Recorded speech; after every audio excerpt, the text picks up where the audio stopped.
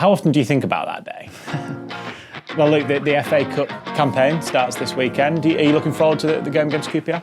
The FA Cup's always been a really exciting cup for us, obviously with the history we had winning it a few years ago. I think we've had a tough run of fixtures recently, obviously through Liverpool, Man City and Villa, so they're probably games that are always going to be hard. I think we've got a good mentality in the squad, everyone gets on really well. So hopefully we can get through the first round and hopefully go far in it. But I think in games we have shown spells where we've been good, and I think if we can show that throughout a whole 90 minutes, we can pick up results from that. When a new manager comes in, it's always a tough period, them first few weeks, getting to know what he wants us to do, and I think now we're getting grips with that, and hopefully that will show in games and the results will come. You mentioned the FA Cup and the recent history.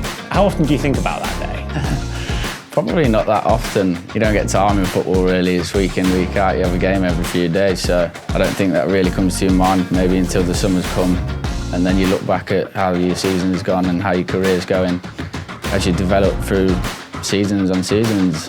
So before you know it, it's probably over. So at times you do look back at it and think, yeah, that's a proud moment. So yeah, it was definitely a special day. No one can take away from the fact that Luke Thomas has an assist for an FA Cup final winning goal. Yeah, I'm not sure I'd class it as that with Bury putting it into the top bin from 30 yards, but you can always take it, and I suppose it's a good thing to have. It's obviously a special competition for us. I think that year we were full of confidence, and we went into each game and we knew we could beat anyone that came in our way, and on that day at Wembley it went our way and we got the result, so hopefully we can kick on and do that again this year.